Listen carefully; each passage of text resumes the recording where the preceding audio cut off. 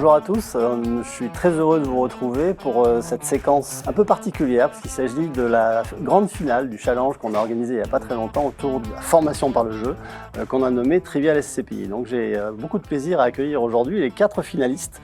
Donc non seulement je les en félicite, mais je suis très heureux de pouvoir organiser donc cette finale qui sera dans un format un petit peu particulier. Je vais vous en dire 2 mots. Alors tout d'abord, on va demander à nos invités de se présenter. Je vais commencer par Emma, honneur aux dames. D'accord, merci. Est-ce que tu peux te présenter, nous dire 2 mots sur ton cabinet? Bien sûr. Donc, je m'appelle Emma Beltrando. Mon cabinet, c'est Secoval Courtage et on est situé dans le sud-est de la France. Voilà. D'accord, très bien. Benjamin, la star des médias. Merci Thierry. Benjamin Feut de Pouzols, moi je suis associé fondateur de Wenimo, qui est une plateforme de distribution de produits principalement SCPI, mais pas que, forêt, private equity, un peu d'assurance vie. Et donc voilà, on est un facilitateur pour les conseillers indépendants, on travaille exclusivement en B2B. Et Sébastien, l'autre star des médias, mais sur un autre média. Mais bon. Pas autant quand même. Bon, bonjour, Sébastien Delattre, associé fondateur de Ambre Patrimoine. Je suis basé dans le 14e avec un plaisir particulier sur la thématique des SCPI qui nous réunit aujourd'hui. Et Julien? Alors moi, Julien Ribes, je suis donc le fondateur d'un site internet qui s'appelle myscpi.com qui fait du conseil sur l'investissement SCPI au sens large à destination des particuliers et un petit peu de consulting également pour des petits institutionnels, maisons de gestion et tous ceux qui ont de l'intérêt pour le sujet de la SCPI. Bon, en tout cas, on a un très beau panel. Je suis très heureux encore une fois de vous retrouver et je vais jouer mon Julien Lepers avec mes questions puisqu'on a un peu tordu le cou au format full digital du jeu. Il y a 450 questions en ligne sur lesquelles vous pouvez vous exercer. On a vu qu'il y avait pas mal d'engouement pour ce jeu-là. Il y a 5 catégories et en fait, on va reprendre quelques extraits de ces catégories. Donc, j'ai les fiches avec moi. En 2 mots, peut-être, qu'est-ce que vous avez pensé de ce jeu, Emma? Très ludique et aussi on apprend beaucoup de choses en fait avec les questions. D'accord. Benjamin? Alors j'allais dire ludique, l'apprentissage par le jeu, mais sinon donc je vais le transformer. Pour moi, c'était un peu une drogue, c'est-à-dire qu'après, j'arrivais plus à m'amuser. Je rentrais, je me connectais, et je cliquais. Donc bon, on va faire passer un disclaimer. Attention, ce jeu est addictif. Voilà. Alors je dirais instructif. D'accord. Voilà. Julien? Moi, je l'ai trouvé assez amusant et d'un niveau sur les questions, j'ai trouvé ça assez pointu. Donc ouais. Très intéressant de. Parfois, j'ai pas compris les questions. D'accord. Sébastien, 2 mots. C'est dur de passer après les autres, ouais. Mais déjà merci de l'avoir créé parce que c'est vrai que sur la thématique SCPI, il n'y a pas de choses comme ça et c'est très intéressant, surtout quand on s'intéresse à cette thématique et on apprend aussi des choses. Donc merci. Bah, écoutez, avec grand plaisir et ça nous encourage parce qu'on va faire d'autres versions. Mais là, allez, hop, on part sur une question pour un champion. Alors là, j'ai 4 champions. Maintenant, quel sera le champion? Je vais vous poser donc 20 questions sur les 5 thématiques qui ponctuent le jeu. Il y a 4 propositions de réponse, il y en a une seule qui est bonne. Allez hop, on est parti sur la première thématique qui est la technique, la finance et la fiscalité. D'accord? Donc je vais vous projeter la question. Un TDVM affiche 4,20%. Quel serait le TD avec une fiscalité moyenne pondérée de 20%? Allez hop, réponse. Hop, Benjamin. 5,25. 5,25, est-ce que c'est la bonne réponse? Gagné. En effet, vous connaissez la différence entre le TD et le TDVM. Alors vous, oui, bien évidemment, mais pour nos éditeurs, donc le TD, c'est le taux donc brut de toute fiscalité. Dès lors qu'on défalque la fiscalité de la SCPI payée à l'étranger, on arrive sur le TD. Allez hop, une deuxième question. Quel est l'inconvénient d'une SCPI européenne en assurance vie? Est-ce qu'elle ne procure pas d'exonération après 8 ans? L'atout fiscal lié à l'exposition étrangère est gommé. L'imposition est lourde. La durée de détention doit être plus longue. Alors, hop, allez, Sébastien. L'atout fiscal de l'exposition étrangère est gommé. Exactement, réponse exacte. En effet, puisque donc on retient plutôt le TDVM sur l'assurance vie, en unité de compte bien sûr, et non pas le TD, donc ce qui effectivement ne fait pas bénéficier de cet écart de performance. Question suivante. Quelles sont les composantes essentielles des frais d'acquisition d'une SCPI? Est-ce qu'il s'agit des frais de recherche et d'acquisition des immeubles? Est-ce qu'il s'agit des frais de transaction notariés et des frais d'enregistrement? Est-ce qu'il s'agit des frais de distribution, des frais de recherche et TVA? Ou bien des frais de distribution, taxes diverses, dont TVA et frais de notaire? Allez, Julien. Alors, ce sont les frais de transaction notariés et frais d'enregistrement. Eh bien non, cher ami. C'est vrai. Un autre. Pardon. Frais de distribution, frais de recherche et TVA. Exactement. Bravo, Benjamin. Donc, qui lui va obtenir 2 points sur cette réponse puisque Julien avait été plus rapide, plus prompt, mais néanmoins, c'était pas la bonne réponse. Mais bon, c'était piégeux aussi, il faut l'admettre. Alors, nouvelle question, toujours dans la catégorie technique, finance et fiscalité. Ça sera la dernière de cette catégorie. Que signifie investir dans une SCPI per translationem? Quel est ce terme bien barbare? Les parts de SCPI sont démembrées a priori par le nu propriétaire seulement. Les parts de SCPI sont démembrées a posteriori après rapprochement des deux contreparties. Les parts de SCPI ne sont démembrées que pour partie, ou bien l'acquisition des parts de SCPI se fait alors qu'elles sont déjà démembrées. Emma. J'aurais dit la deuxième réponse. Eh ben, c'est parfait. Ah. C'était une très bonne réponse. Voilà pour la première catégorie. On va passer à la deuxième catégorie. On enchaîne. On est maintenant dans la catégorie environnement marché. Donc là, on va parler un peu de tout ce qui entoure les SCPI et notamment, on se compare souvent aux maîtres en la matière de placement, puisque c'est le placement favori, c'est l'assurance vie. Alors, on sait que l'encours de l'assurance vie représente environ 1400 milliards, c'est même davantage. À combien s'élève celui des SCPI fin 2023? 200 milliards, 150 milliards, 90 milliards, 50 milliards. Allez Julien. 90 milliards. Bravo. Je crois qu'au dernier recensement, on était à 88,5 milliards. Ouais. Et moi, ce que j'aime à comparer davantage, c'est la collecte nette sur les SCPI par rapport justement à l'assurance vie. L'année dernière, on était en avance par rapport à l'assurance vie, il faut se le rappeler. Donc malgré le très gros encours de l'assurance vie, la SCPI fait vraiment partie des allocations de façon très très prégnante. Question suivante, toujours sur l'environnement et le marché. Les SCPI sont décorrélées de quelle classe d'actifs? Alors vous allez me dire tous, attendez que je vous donne les propositions. Donc obligation investment grade, obligation high yield, immobilier direct ou action? Allez, Sébastien. Action, bien joué. En effet, bon après, il y a des corrélations qui sont moyennes. On dit souvent d'ailleurs que l'immobilier, enfin et notamment les SCPI sont relativement décorrélés. C'est encore plus vrai dans la classe d'actifs santé. Mais bon, je dis ça, je dis rien. Qui est plutôt dans un comportement acyclique. Question suivante, toujours sur l'environnement et le marché. En quelle année les SCPI ont distribué leur plus bas historique? Allez, Benjamin. 94. 94, la réponse est exacte. Et donc, effectivement, cette année, on ne sait pas ce que ce sera, mais bon, on a déjà une petite idée. Donc, on va regarder ça, on va pister ça de près.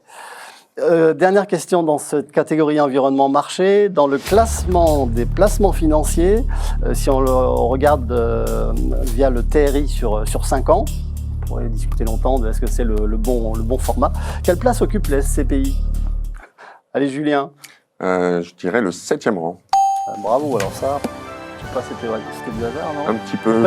Sur 5 ans, on sait que forcément, on n'a pas trusté les meilleures places en raison des valorisations. Ouais. Mais ouais, c'était 7 ou 8. Ouais. Bon, on rappelle que le TRI, ce sont les Toujours. cash flows futurs qui sont actualisés et on intègre également les revalorisations. Souvent, on fait des hypothèses là-dessus. Et les frais de souscription. Et les frais de souscription, absolument, tu as tout à fait raison, ce qui handicape quand même. Sur 5 ans, ouais, c'est un peu court. Exactement. Ben voilà, on a terminé la deuxième partie, on va entamer la troisième partie qui, alors c'est peut-être moins drôle, c'est sur les process. Donc, mais bon, c'est très important évidemment. Je vous pose la question suivante. Une personne âgée de plus de 80 ans pourra-t-elle souscrire à une SCPI? Oui, si elle présente un certificat médical de bonne santé. Oui, si elle était accompagnée de son tuteur. Oui, si elle remplit le rapport spécial de diligence LCBFT. Ou bien tout simplement non. Allez, Emma. Je dirais la troisième réponse, si elle remplit le rapport spécial. Absolument, bravo. Bravo, je pensais que toi, dans ton cabinet, comme tu fais aussi de la prévoyance, tu aurais pu le dire aussi avec... Ah, non, ouais, c'est ça. Mais ça serait intéressant Oui, oui. de la doter également, effectivement, d'une garantie de prévoyance. On passe à la question suivante, toujours dans la catégorie des process. Au bout de la réglementation LCBFT, donc qui concerne le blanchiment et le financement du terrorisme, comme vous le savez, ou comme vous avez été souvent sur le grill par vos diverses formations, considère-t-on que des versements successifs sur un an sont équivalents à un seul versement? Non, laissez-moi donner les propositions. Non, chaque versement est regardé à titre unitaire et isolé. Oui, si cela déclenche la déclaration d'origine des fonds en cas de dépassement du seuil de 50 000 euros. Oui, s'ils font l'objet de versements liquides. Oui, s'ils font l'objet de prélèvements successifs. Allez, Sébastien. 50 000. Bravo, absolument, c'est exactement ça. Effectivement, on a parfois des petits malins qui disent tiens, je veux passer au travers des mailles du filet en faisant plusieurs versements. Non, non, non, on est là pour veiller au grain. Autre question, que recouvrent les frais ex post? Est-ce qu'il s'agit des frais et charges déclarés par la société de gestion? Est-ce qu'il s'agit des frais et taxes supportés par le support? Est-ce qu'il s'agit des frais prélevés au moment où le rapport est établi? Ou bien des coûts et charges effectivement supportés par la SCPI? Julien. Alors la dernière, coût et charge, effectivement supportée par la SCPI. Bravo, bravo. Donc là, il s'agit effectivement de fichiers qu'on nous proposons simplement sous forme de template. Après, c'est à votre rôle, vous les conseillers, de mettre les bons chiffres dans les bonnes cases en fonction des différents associés. Toujours sur la partie process, et ça sera la dernière question de ce chapitre-là, que signifie l'acronyme PPE? J'ai même pas besoin de... Allez, Benjamin. Personne politiquement exposée. Absolument. Absolument. Donc effectivement, il s'agit des gens qui ont des responsabilités au travers notamment du Parlement, des maires, etc. et les personnes qui sont dans leur entourage proche. Donc on a terminé la troisième partie. Avant de passer à l'avant-dernière catégorie, la réglementation, qui est parfois un peu complexe à appréhender. Donc un point sur les scores. Donc je crois qu'il y a 14 points pour Benjamin, qui a été le plus prompt à lever la main finalement.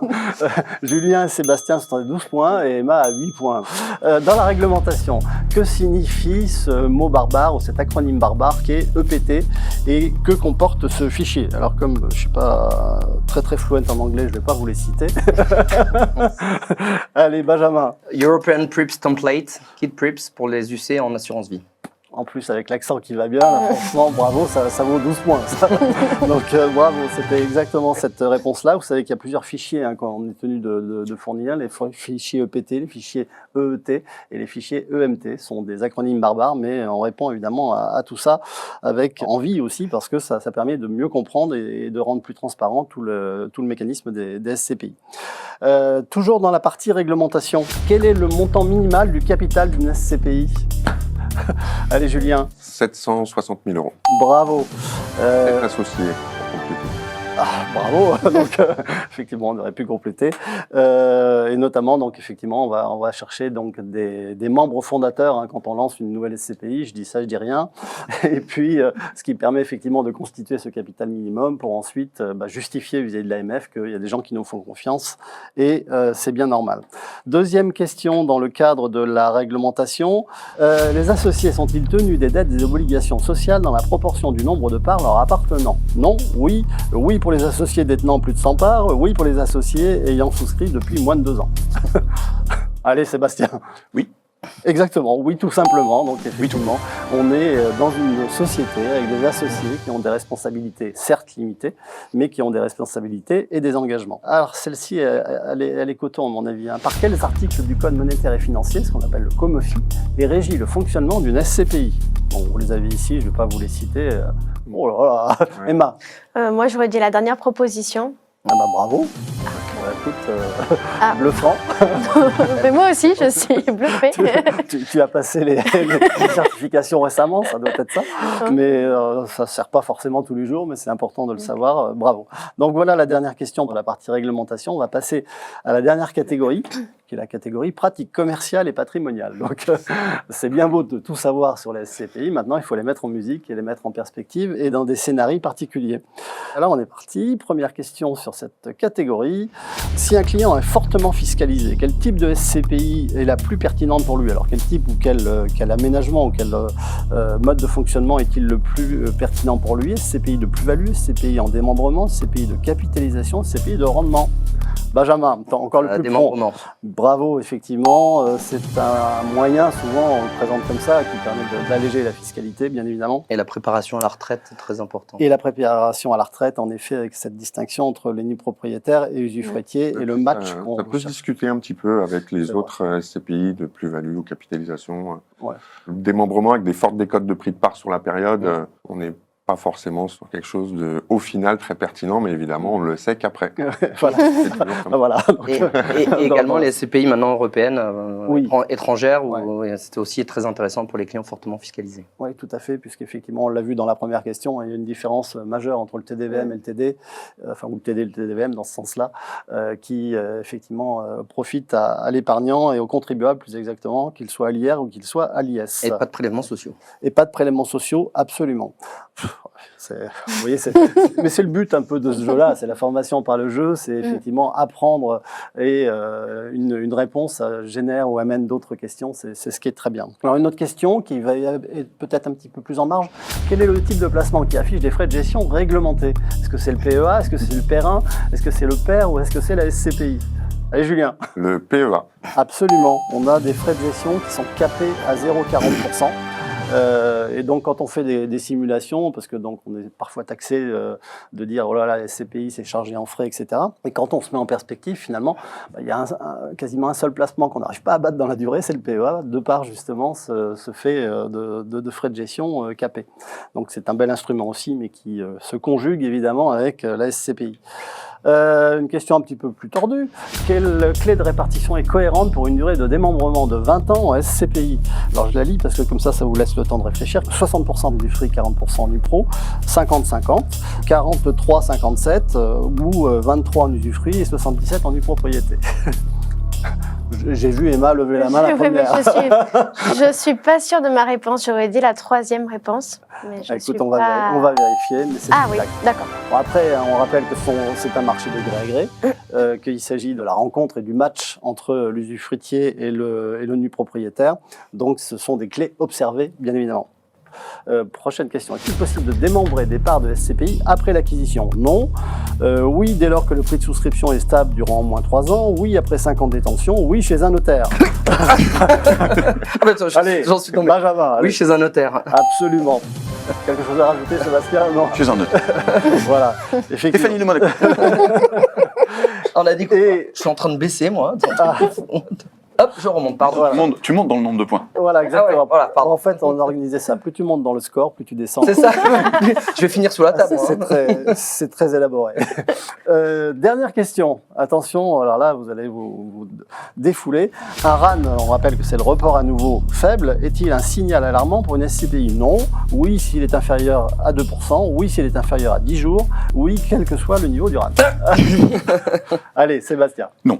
Absolument, parce qu'effectivement, il faut toujours mettre aussi en perspective. Souvent, on a des RAN qui sont faibles parce qu'on a des TOF, des taux d'occupation financiers qui sont très élevés. Les scores finaux. On a Benjamin qui caracole en tête avec 26 points, Sébastien et Julien à 20 points et Emma à 16. Pardon. Je te gratifiais de 2 points. Ça ne me dérangeait pas. Mais bon, c'est normal, c'est la plus récente dans ce métier. Donc, en tout cas, bravo à tous. Merci. D'avoir contribué à ce jeu et d'avoir joué le jeu.